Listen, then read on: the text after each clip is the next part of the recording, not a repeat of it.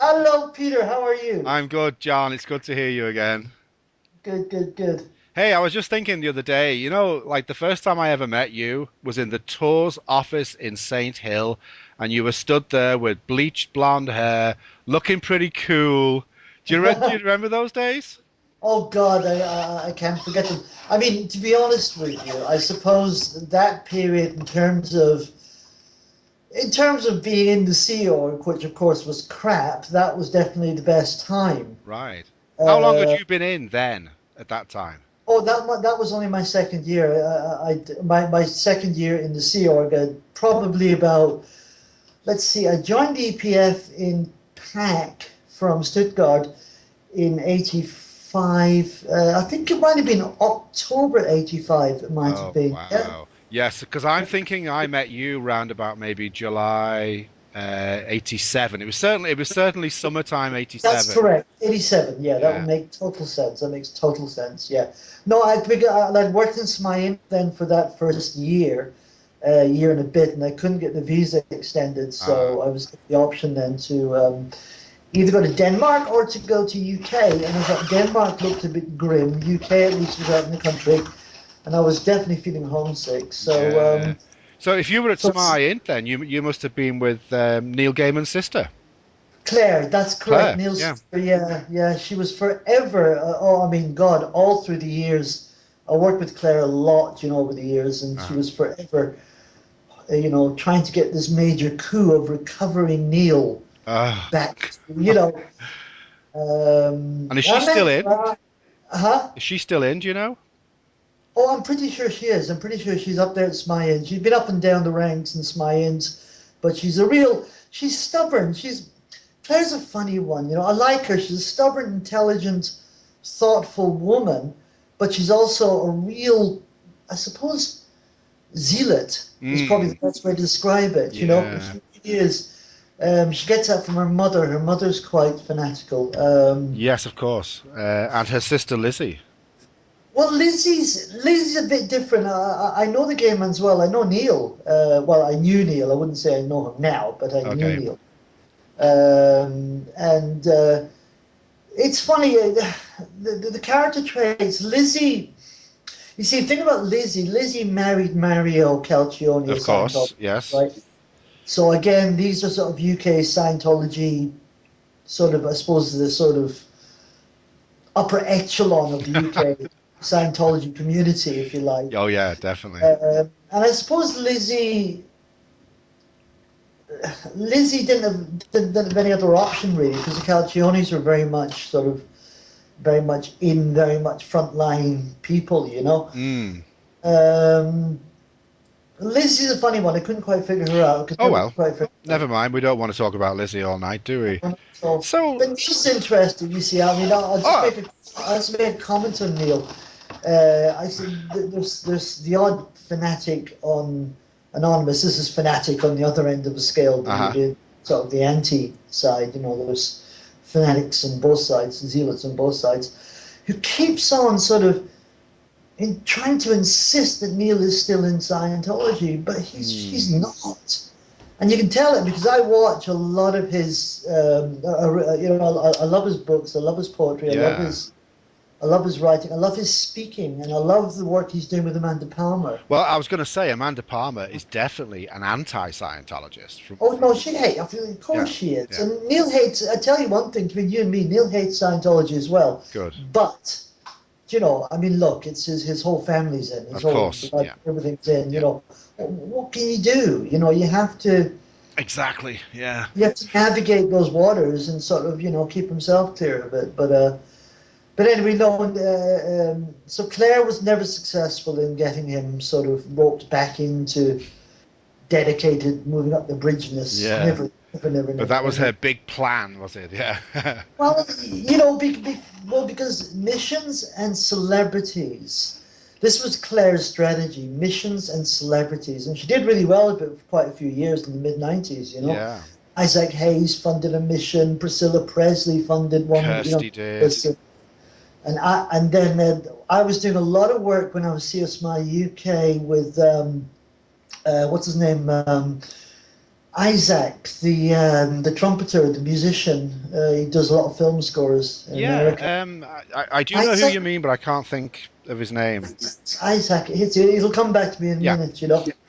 And so there was a big celebrity thing there, some UK celebrities, and we're trying to open up a mission in Soho, you in know. London. Yeah, Soho, Wow. London. Okay.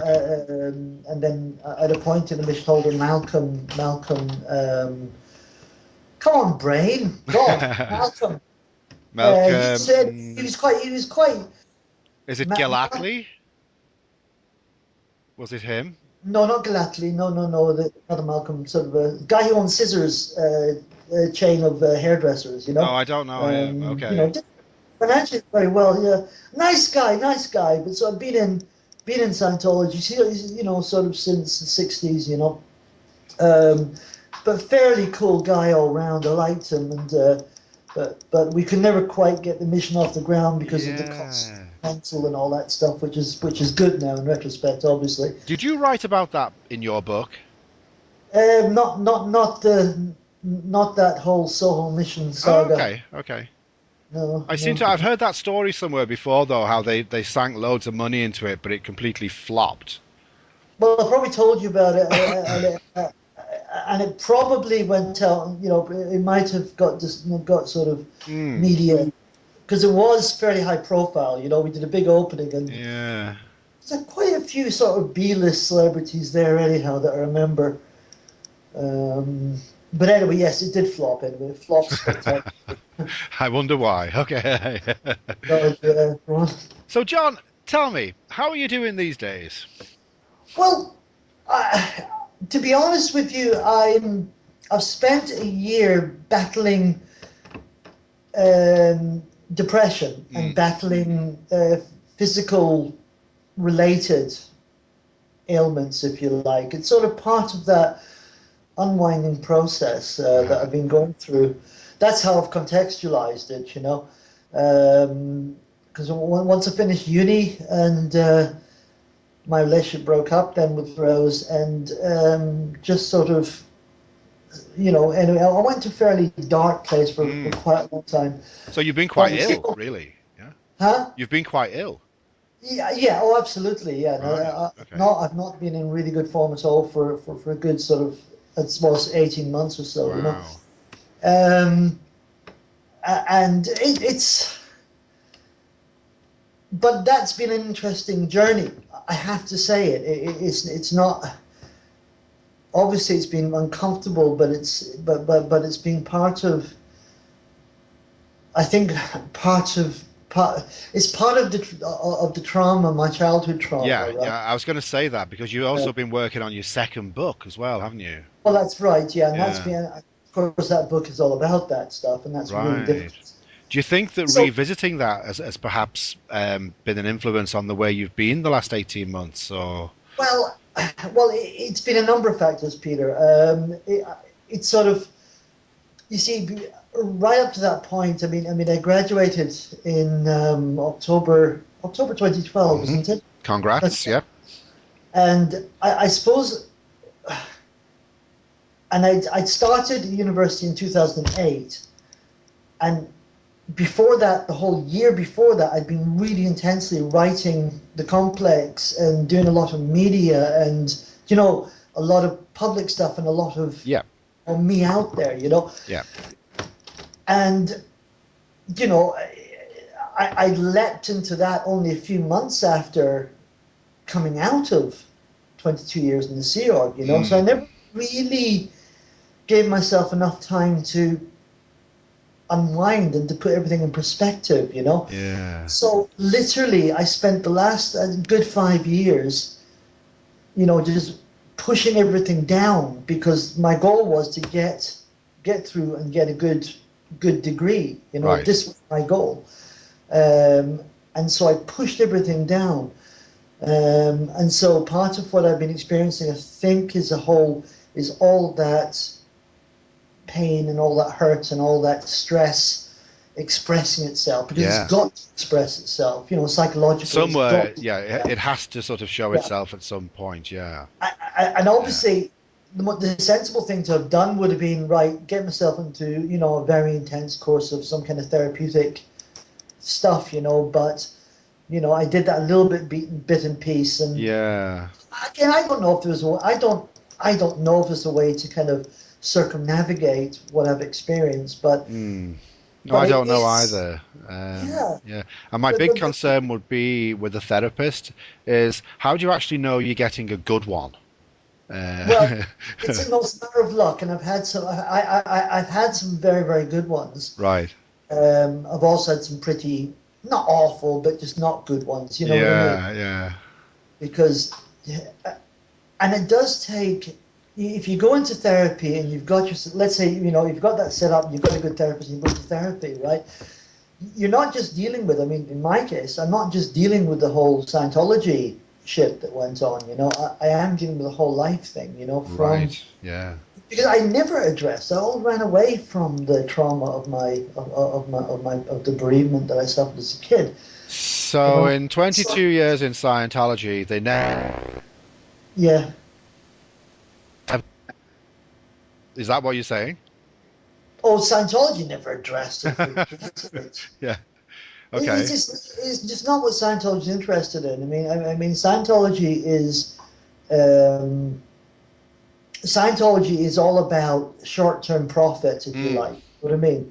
So So really you get, helping you of wouldn't be course, on I the don't know. agenda. Fine, they put you in session, but the whole session is in order to get you to get this whoopie doodah high, heroin state Yes. Yeah. of like, oh, I've had this key out. Oh my God, Yeah. because I remember the planet Zog. That's what Scientology is all about. And Mm. then based on that high, they then, if you're public, they get you to spend more money and Yeah. buy more stuff. Or Yeah. if you're a staff member, they get you to dedicate more to being a staff member.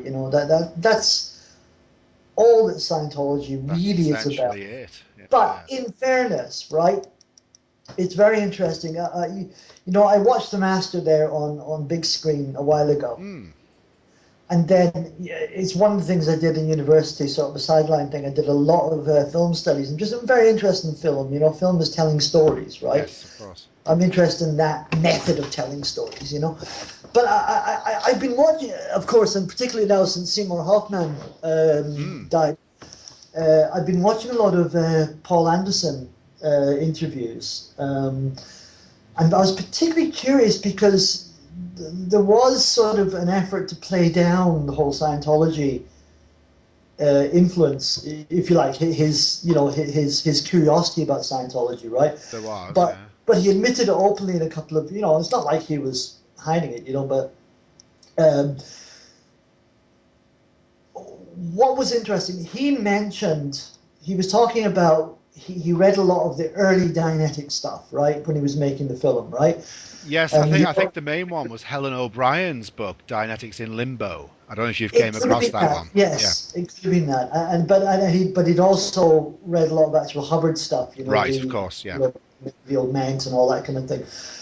And he watched a fascinating film called, what was it called? It was called A Ray of Light or something like that, which was an American post-war film Uh-huh. made by the U.S. military of rehabilitating, traumatized soldiers, Right, okay. and military people. And he said that was a huge influence on him. And really interesting. I found it online. I watched it, and it is fascinating. It's a very interesting study. What's that called again, John? I'd like to kind of I'm trying to remember exactly. I think it's called A Ray of Light or something like that. I'm sure it'd be easily found then, and it's Yeah, well, you can look up the Paul Anderson of course, video yeah, yeah. where it talks about it. It's all on YouTube, and the whole film's on YouTube. I can send you a link later once I dig it up. Great. Well, anybody interested in finding that out who's listening to this can actually find it. Yeah, oh, it's right there on YouTube. I found that. You type in Paul Anderson Excellent. interviews, and you'll find the whole film quite quickly. Yeah. But what it is, it's an awful lot of the whole. You can see the film is about the psychiatric treatment of these ex-servicemen, right? Right. And the methods are using an awful lot of recall technology, right? Right. System of getting to go back to the place where the bomb dropped, go back to the place where you first felt you couldn't walk, or this kind of thing, right? And they were using what's that drug? Is it sodium Amytal? butanol? Yes, yeah, that was it. Yeah, the Sodium one that kind amytal, of, is it? The truth drug? that's it. That's the one. Yeah, Okay. in order to get them into a kind of a hypnotized state, Yeah. and using straight hypnosis as well. Fascinating stuff, and you It could is see fascinating because, of course, Hubbard went he used through that hypnosis. routine, if you like, on his way out, didn't he? He was in the Oaknall Naval Hospital. Well, that's Uh, exactly right. he tries to tell people he was there as a researcher, but he was actually there as a patient. No, he was completely bonkers in the Yeah. equipment, but That's but fascinating. And did But you can also see that he used the actual techniques and the voice tones and the whole system that wow. psychiatrists use, like all that early Yeah. stuff. Excuse me. You'd see the early films, early Dynamics films, or you'd listen to the early tapes and all that stuff in the Same Congress, stuff. Yeah. right there. And then that's what Anderson pulled out and put into the master. Interesting. Um, Did you ever hear Arnie Lerner said that he once got a phone call from a guy who said he was a psychiatrist, but he wouldn't say who he was. And he uh, said, "Do you really want to know where Hubbard got his ideas from?" And he said it was an English psychiatrist called William Sargent in those U.S. Hospitals where they were helping completely. servicemen. Oh, Uh, completely. See, Arnie will and know that's more about that, obviously. completely, and that's what the film shows. I mean, the film is Wow. Yeah. film is just great. It's all the work they're doing with these guys, but it's absolutely and completely the whole grounding of what Hubbard. Yeah. You could say he ripped it off because he denied psychiatry had any use at all. It was a big evil conspiracy. You could say ripped off or inspired by, if you were being kind. If you're being kind, yeah, no, Hubbard wouldn't have, because he completely denied, and Of course, yeah. he, Well, he, the only he way to vilified, control someone, vilified you know. psychiatry. And So, yet, his um, techniques were straight out of the box. so you've been in some very dark places, and now you seem to be in the light, at the risk of sounding cliched and a bit trite. What would you say to anybody who's coming out of the cult, who I don't know, whatever they might be going Okay. through? What advice would you give them? Well, look, I wouldn't say I'm in the light yet, Peter. Right? No, I don't think any of us are, to be honest. What, We've what, still what, got a what, problem what, in front of us, you know? no, no. What I would say is that there's an awful lot of emotional unpacking to do. Right. Right? And it happens. It happens. It's going to happen anyway, one way or the other. Right? Now, the danger is, like in my case, I suppose that the danger is that you can go the wrong way, right? Uh-huh. You can, if you assume that a person that you can be put up there as a all-wise guru, right? And that could be anything. It could be a local church minister. It could be your doctor. It could be whatever, right? If you do that and you're saying that person has the answers, I don't have the answers, you're making a terrible mistake, right? Right. Because the all of us have to make our own journeys toward whatever understanding we have of, Mm, call it the spiritual, right? right. Just for the sake of it, right? So would you say by doing that that you're actually disempowering yourself? Whereas if you went the other Well, way, yes, no, well, yeah, well, you are. I mean, look, a simple example. I'll try and give a very concrete example, right? Well, one of the decisions I made, like within the first days of being back on Irish soil, right, right? away from home, right, was that I am no longer going to accept religion, right? Religion had led me down wrong roads, and it was just, left me in a complete mess, right? Hmm. And so I bought into immediately, rather than religion, I adopted the religion of atheism. Right. the religion of pure rational science, Uh-huh. right? In other words, so I didn't allow myself to just to think and feel and look and search and try and really touch my own feelings of what I needed to deal with, you know. I replaced it with, now look, I got huge respect for the Dawkins and the Hitchens, and Of course, yeah. they're wonderful speakers, they're wonderful rationalists and all that stuff. But I suppose it's what you do with that material, right? And so I bought into a whole package of complete anti-spirituality, right? Right. Now, Yeah. one of the mistakes that led me down was to say, okay, I had some physical symptoms, so I go to the doctor and discover that what doctors are actually doing, doctors are essentially they're drug dispensers for the pharmaceutical industry. That's what they're doing. They're not actually doing anything, right? Uh-huh. And that's caused me huge problems because, for instance, I had situations where I needed steroids and cortisones and all this stuff, right? And I began, and I kind of got into this kind of, it's almost like, you start with marijuana and then you kind of end up taking a bit of coke and then you end up on heroin, right? Uh-huh.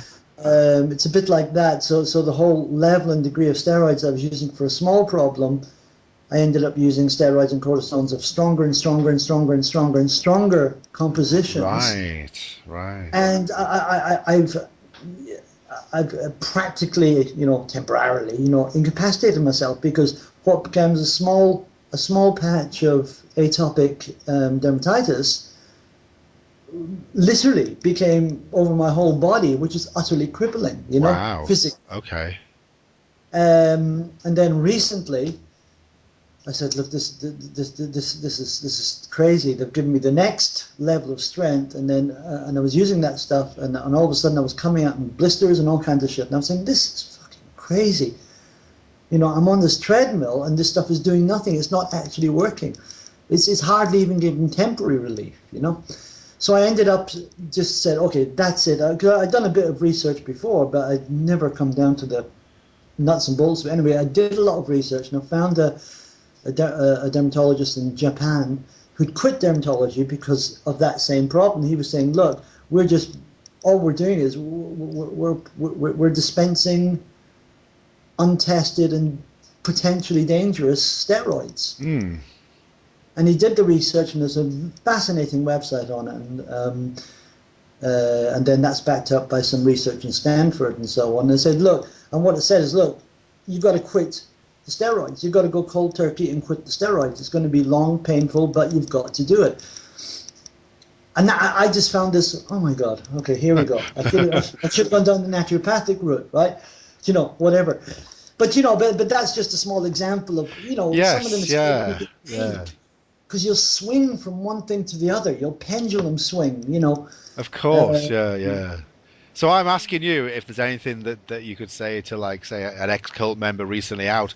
But in actual fact, that's kind of a dumb question, really, because everyone's Yeah. different and everyone's at different levels and everyone's in totally different places. Well, of course there is. I mean, you look at it. I mean, look, not to offend anybody, but you look at ESMB, right? And there's a small chunk of people who are just blabbering the same shit over and over for the past 6 years in ESMB. Yeah. You know, but on the same token, go over to Anonymous, and you got a small bunch of guys there who've kind of been hanging around the Anonymous fringes forever, and they're just yabbering the same shit over and over again. You know what I mean? Yeah.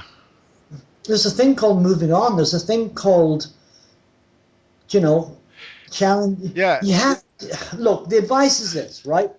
I'll give you the best fucking advice I can possibly give you, right? Go for it.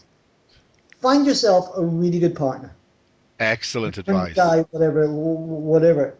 I Someone who totally will. concur. You got it. Someone who will challenge you. Someone who'll care for you, but will challenge you and challenge your thinking, Yeah. right? Yeah. And kind of force you, if you like, to take a different look at things and take a different angle on things. Because You're trained in black and white thinking by the cult. Of course, yeah, yeah. You can't think in nuances. You can't think in shades of grey. You know, you're trained that you're going to clear the planet. You're going to save the world. You know, for all humanity or whatever the heck you're Yeah. supposed to do. You know, and then you still, and then the patterned, institutionalized, unenlightened thinking that goes into that, and then you come out into a world where nothing is black and white. I'm sorry, there is nothing black and white. Yeah. It's grey. I You think know, that is absolutely excellent advice because that's the yeah. exact same thing that helped me when I began to realize that Scientology wasn't what it said it was. However, I really want to throw the spanner in the works here and say, Sure. what if you can't get yourself a partner? How do you find yourself a decent partner? And I Oh shouldn't be yeah. asking you that. That's really unfair. No, no. It's a look. I know, I know. It's all about challenging yourself. You Of know what I mean? course, yeah. It's like,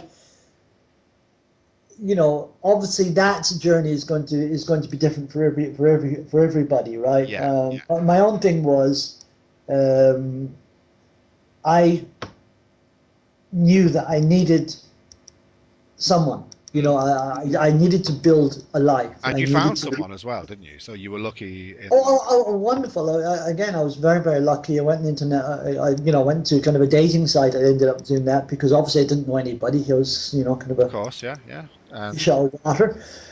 But luckily, I was fortunate and clicked. found somebody who. So I'm trying to like I know I shouldn't be doing this, but I'm trying to find it if we can just sum it up in like an easy, all panacea type phrase. And the thing I keep coming back to is tomorrow is the first day of the rest of your life. Do you think that would be helpful to people who are freshly out if they had that attitude, not so much the saying, but the attitude, or not? Well, it's not simple. It's not simple, is it? No. You can't. I really don't think you can be reductive about it, right? A Right. person comes out, he's got a huge amount ahead of him or her, an Yes. awful lot. There's everything from just readjusting to, you know, I mean, my God, I remember just being freaked out going to Tesco's, Yeah. you Oh, know, yeah. Yeah. Yeah. or, that sense of being a refugee in my own country, Mm. you know. And especially if you've been in for a long time, that's terribly difficult to get over. Yeah. It really takes time to get over that. If you have family, sit down with your family and really talk to your family. Yeah. Just really emotionally open up to your family. Secondly, do not be afraid of therapy. Everything Hubbard said about psychiatry and therapy and psychology, absolute. He hasn't. All he was doing was trying to drive people into Scientology away from. Yeah. Get yourself into therapy. I think really what I'm beginning to realize from this is that you're not going to do it on your own, whatever. You need No, help. no. Yeah. You can't survive. You can't Yeah, you survive. can survive, of course, and you can push all these feelings to Maybe one not you. side and everything. No, no.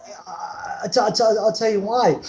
Because there is a thing called this latent depression that I think a lot of Scientologists suffer. Right. People get into Scientology for a reason, right? And the reason mostly was because they had previous stuff that they dealt with. Maybe they were abused as children. Maybe they'd lost their parents. Maybe they'd whatever, Yes. Something was broken in their lives that made them adhere to this simplistic, reductive message. Yeah, Scientology can help you, or Scientology can save you, whatever it is. There had to be something broken about them, Yeah. you know? Yeah. There had to be. And thus, that's what I'm saying. You need therapy. You have to get yourself into therapy, and you have to go beyond Scientology, and you have to realize that Scientology is part of the picture of your Yeah. broken. Um, but you've got stuff before that, Yeah. that This is fascinating stuff, and I think you also have to realize as well that you are, shall we say, on a journey, and you're at a particular point Correct. in that journey, and you will That's be important. moving on, and you will be changing, and should we dare we say developing as time goes on. Absolutely, and Yeah. I think yes, that's a good point and an important point, Peter. Mm. You are on. It's not static. Life is not static. There's no such thing as that. And none of these things are linear. You know. Yeah, I think that's an amazing thing actually, because when I look, see, I began to wake up in 2008, even though I got out in 1994. So with Right. 14 years of retaining this mindset without Right. examining it, without looking at it, without questioning anything. So my waking up did begin in 2008. Right.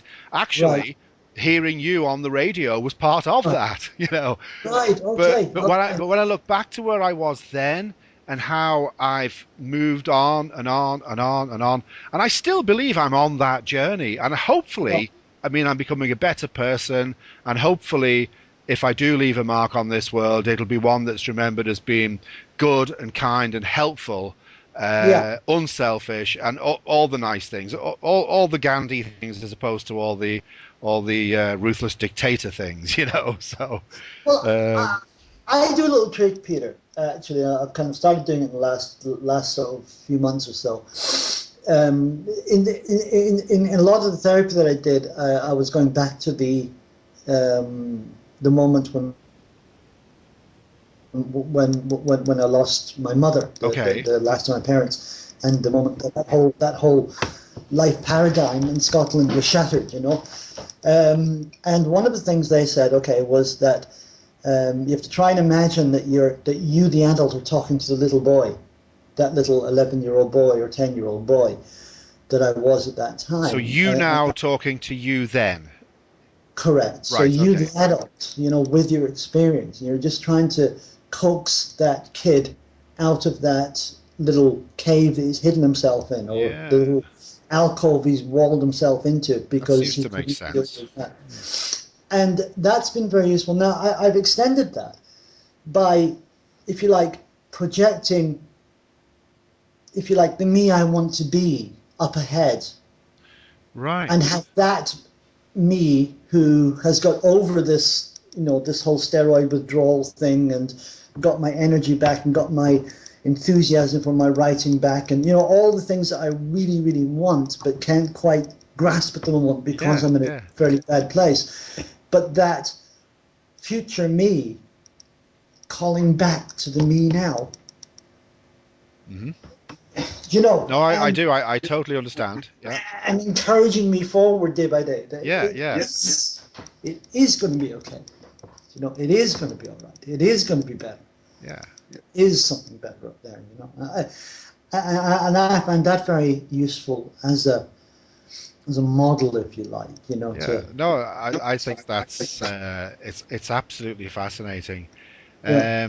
We've been talking for about half an hour now, John. So we've been talking for about a half hour. So I'm gonna Okay. um, end this at this point. But I have Okay, to Peter. say, I think we've raised a good number of issues there, and I think we've talked about Yes. quite a lot of things. And I hope that anyone listening finds some of this useful. And if they don't, well, fine. You know, Well, exactly. I mean, look, there's a funny little thing. A friend of mine, a colleague, a woman I used to work with for about, I suppose we were working together for over a period of about 10 years. wow.